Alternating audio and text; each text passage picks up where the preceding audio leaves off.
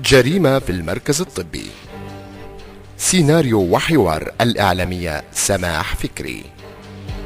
تمثيل: قام بدور الدكتور ماهر مصطفى، بدور الدكتور أحمد الإعلامي فادي النبوي، مدام نهى الإعلامية إلهام عبد العزيز، الدكتور ماجد الإعلامي الكرمي، سلمى الإعلامية وسام الكردي، مدام ماجدة فاطمة، المحقق حسام الإعلامي الكرمي، رجل الشرطة الإعلامي فادي النبوي. جريمة في المركز الطبي. مونتاج الإعلامية لينا، إنتاج راديو سهر 2014.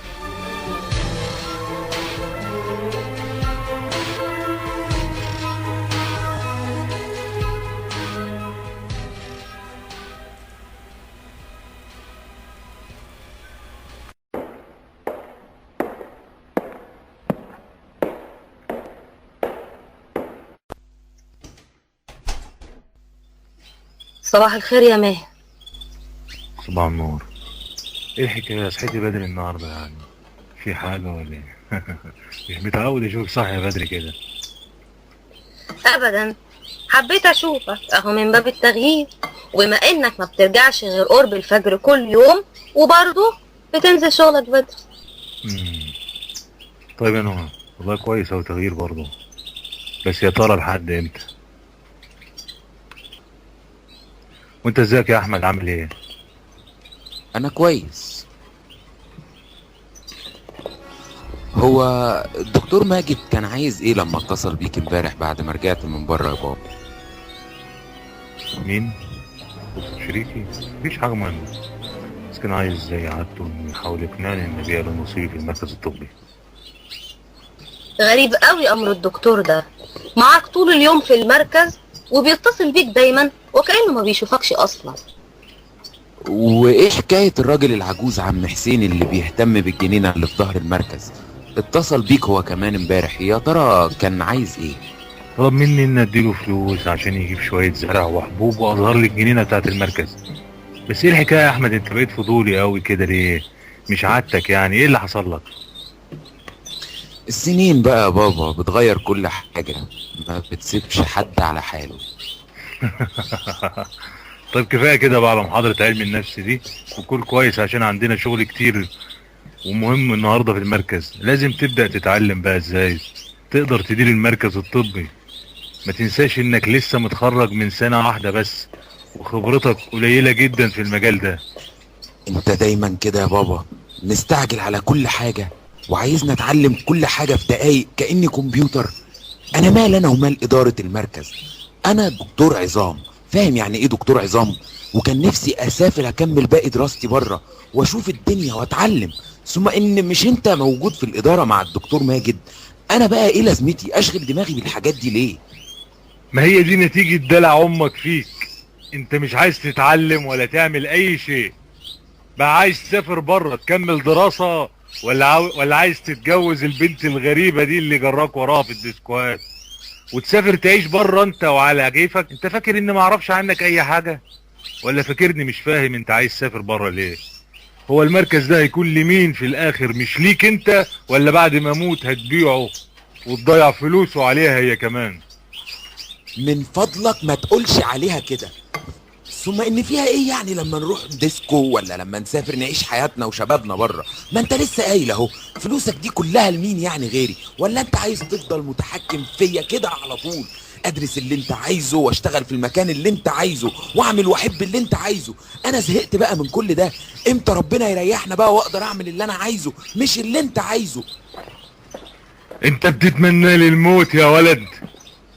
هي دي اخرتها؟ اتفضلي يا هانم، شوفي اخرة تربية في ابنك. عاجبك كده؟ البي اخرتها بيتمنى لي الموت. ما هو لو كنت زي اي ام بتعلمي الولد انه يحترمني ويسمع كلامي، بدل ما انت طول النهار من النادي للشوبينج لزيارة صحباتك مش عارف فين، ما كانش ابنك طلع بالشكل ده. ولد فاسد، واي واحدة تضحك عليه وتمشيه بمزاجها.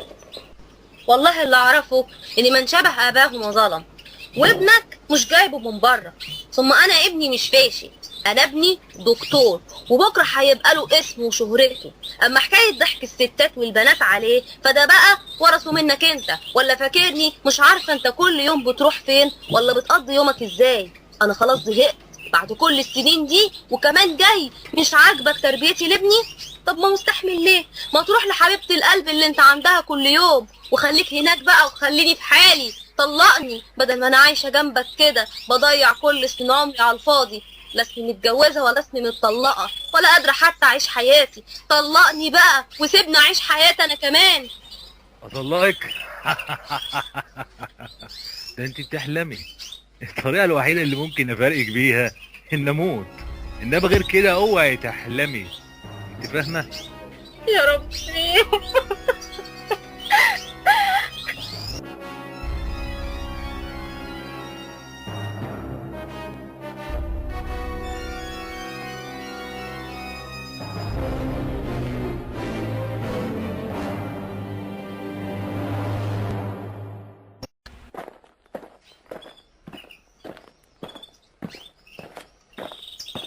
الظاهر ان الدكتور ماهر اتأخر النهاردة يا سلمى، مش كده ولا ايه؟ ايوه فعلا يا دكتور، بس هو اكيد مش هيتاخر عن كده. ايه ده اللي في ايدك يا سلمى؟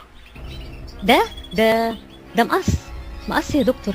اصل بصراحه احتاجته وجيت لمكتب حضرتك عشان اخد واحد من المقصات الموجوده. غريبة جدا، هو مفيش من نوع المقصات دي في مخزن كتير؟ ايوه بس انا كنت مستعجله قوي يا دكتور. معلش انا اسفه. لا ابدا، مفيش داعي للاسف. خلاص مش مشكله. فعلا الدكتور ماهر اتاخر قوي كده ليه؟ صباح الخير يا سلمى. صباح النور يا دكتور ماهر. مالك يا دكتور؟ انت ايه اللي اخرك النهارده قوي كده؟ احمد بيه ابني والست هانم والدته كالعاده نكدوا عليا على الصبح. طب ما تضايقش نفسك يا دكتور.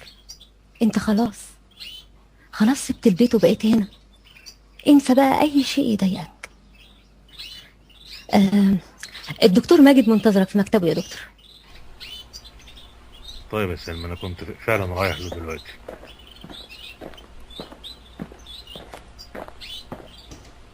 صباح الخير يا ماجد. الظاهر انك عمرك ما هتتخلى عن طبعك ده، دايما تيجي للمركز بدري جدا. بلاش مبالغة يا ماهر، انت اللي دايما بتيجي متأخر.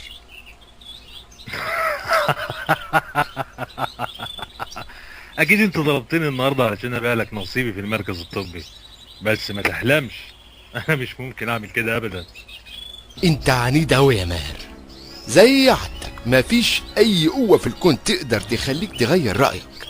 على العموم احنا مش هنتناقش في الموضوع ده النهاردة، لانه عندي النهاردة شغل كتير جدا.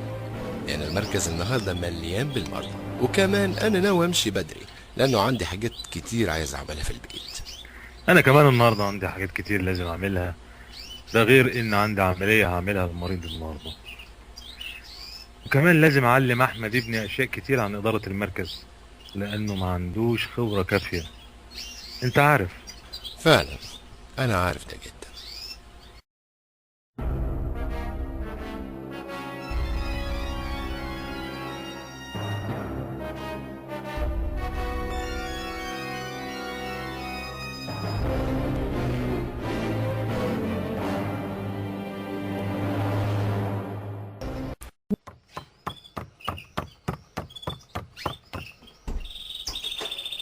مدام ماجدة بره عايزة حضرتك. فعلا؟ خليها تدخل بسرعة.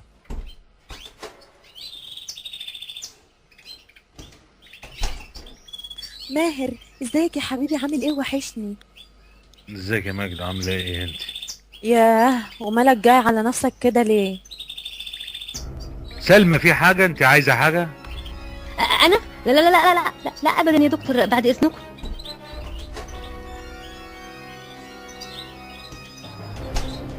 في ايه يا ماجدة؟ انت مش شايفة البنت واقفة وعمالة تسمعك وانت بتتكلمي ولا ايه؟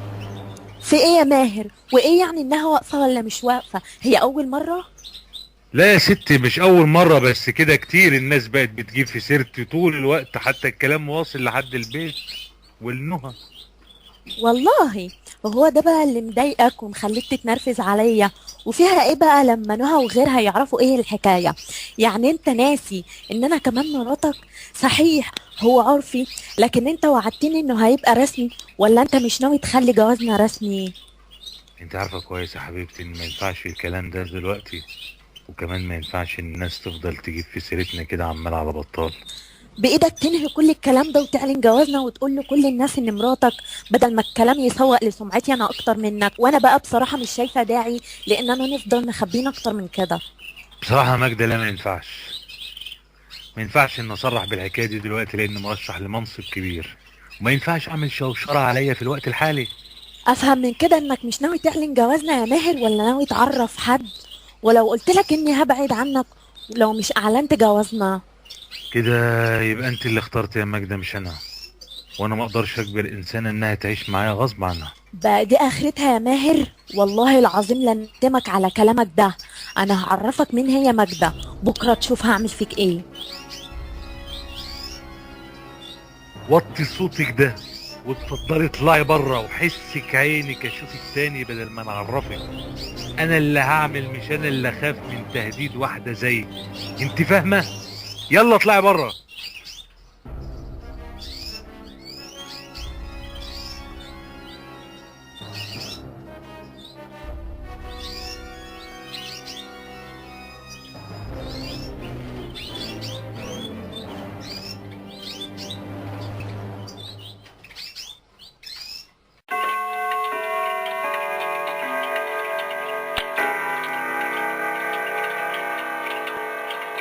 ايه يا دكتور، مالك ماشي بدري قوي النهارده كده ليه؟ انت عندك شغل كتير بره المركز ولا ايه؟ فعلا يا احمد، انا النهارده كان عندي شغل كتير قوي، وحاسس اني مرهق جدا، مش قادر اكمل باقي اليوم. مع السلامه يا دكتور ماجد، اشوفك بكره ان شاء الله.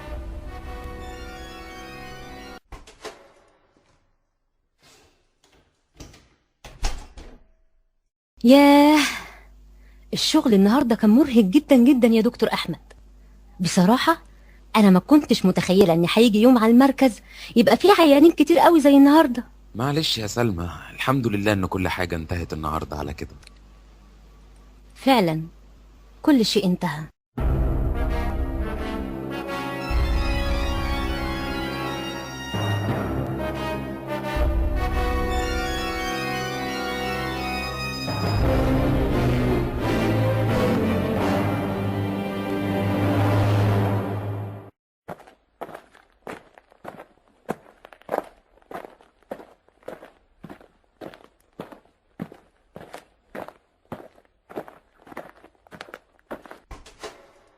ايه ده؟ الحقوني الحقوني يا جماعة، حد يجي بسرعة، دكتور ماهر اتقتل، دكتور ماهر اتقتل.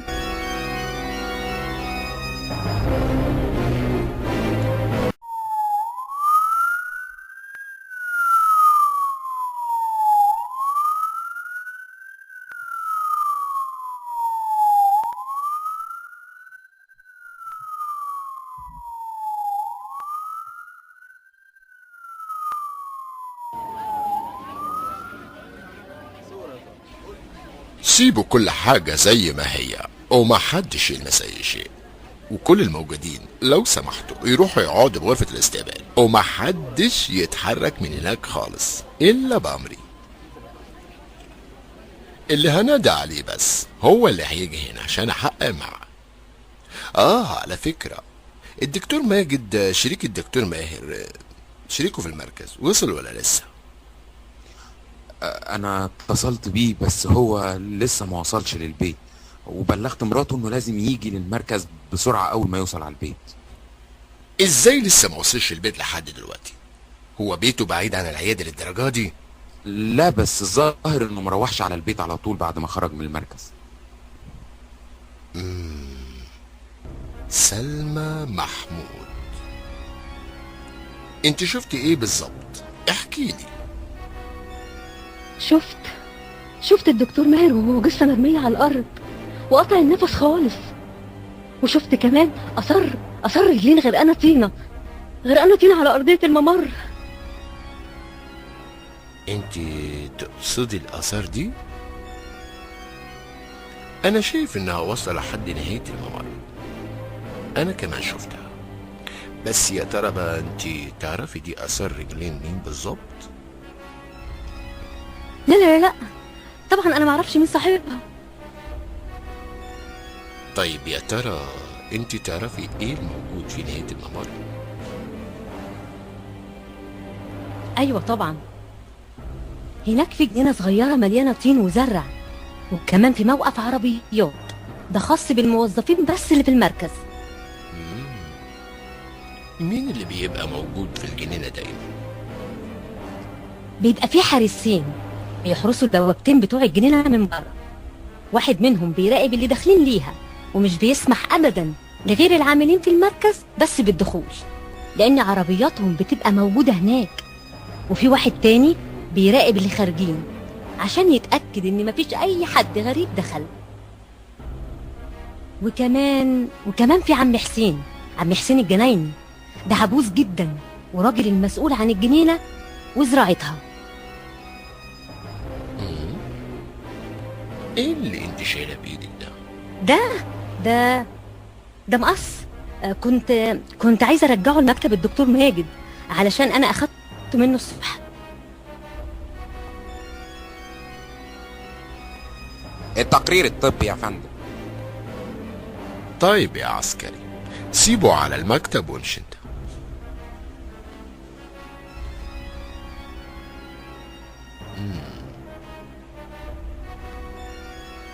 التقرير يؤكد انه القتيل اتقتل بآلة حادة، يعني سكين، مقص. سلمى، هو في حد غريب جه زار الدكتور النهارده؟ ايوه في صديقته مدام ماجده، واتخانقوا سوا هما الاتنين وصوتهم كان عالي جدا. اظن كده ان الدكتور طردها من المكتب ومن المركز كله. يا ترى انت عندك تليفون مدام ماجده دي؟ اه طبعا يا فندم، ولو تحب اطلبها لك دلوقتي هطلبها لك. اكيد، اطلبيها وتيجي حالا. في حد تاني الدكتور ماهر اتخانق معاه النهارده او في يوم قبل كده؟ هو دايما كان بيتخانق مع ابنه احمد، وكمان مع مراته مدام نهى، والنهارده كان جاي المركز متاخر جدا، ولما سالته عن السبب قال لي كالعاده اتخانقت مع مراتي وابني، وانه خلاص زهق منهم وما بقاش طايق الحياه معاهم. وانت بقى متعوده تساليه عن بيته وعن مراته وهو متعود يجاوبك كده اهو. انا لا خالص، انا بس كنت قلقانه عليه وهو كمان كان متضايق قوي. تفتكر يا سلمى مين ممكن يكون قتل الدكتور ماهر؟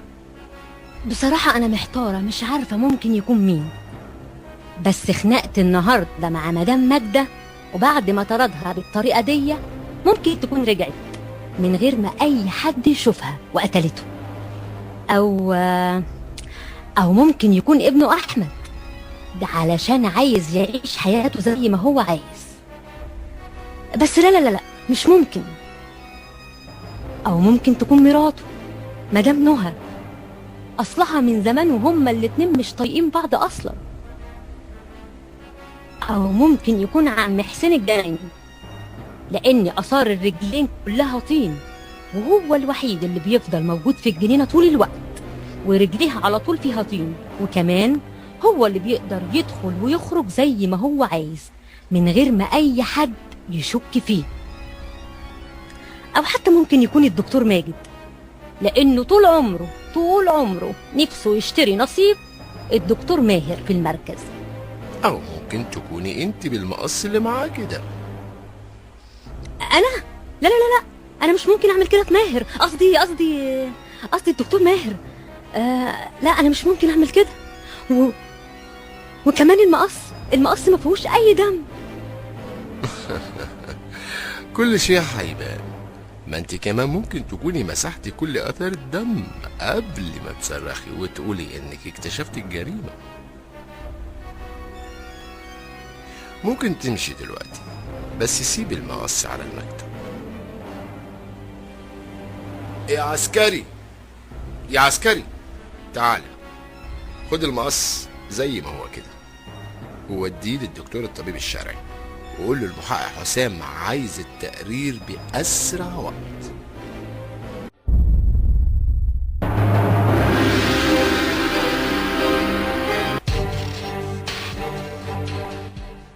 جريمة في المركز الطبي. سيناريو وحوار الإعلامية سماح فكري. تمثيل: قام بدور الدكتور ماهر مصطفى، بدور الدكتور أحمد الإعلامي فادي النبوي، مدام نهى الإعلامية إلهام عبد العزيز، الدكتور ماجد الإعلامي الكرمي، سلمى الإعلامية وسام الكردي، مدام ماجدة فاطمة، المحقق حسام الإعلامي الكرمي، رجل الشرطة الإعلامي فادي النبوي. جريمة في المركز الطبي. مونتاج الإعلامية لينا، إنتاج راديو سهر 2014.